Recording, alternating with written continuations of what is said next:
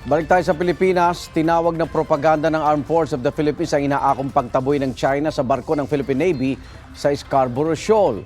Nanindigan din ng AFP na hindi basta aalis ang tropa ng Pilipinas sa karagatang sakop ng ating exclusive economic zone. May unang balita, si Chino Gaston.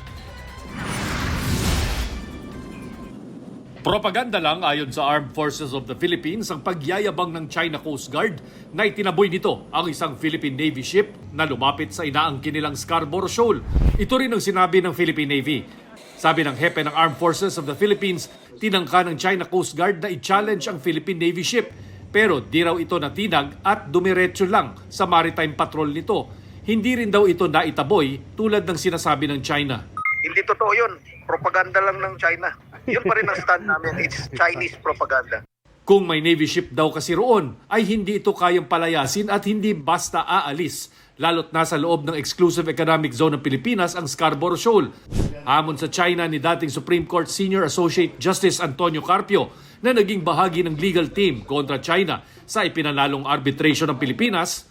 My challenge to them, bring this to arbitration so that it will be finally settled in accordance with the UN Charter.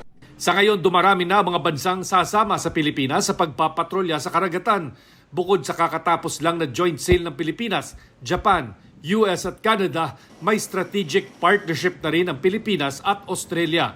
I reaffirm the Philippines' unwavering commitment to a rules-based international order. Sinisika pa naming hinga ng pahayag ang China sa alegasyong propaganda. Pero wala pa silang tugon.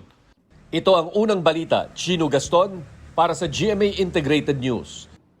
Igan, mauna ka sa mga balita. Mag-subscribe sa GMA Integrated News sa YouTube. Sa mga kapuso abroad, subaybayan nyo kami sa GMA Pinoy TV at sa www.gmanews.tv.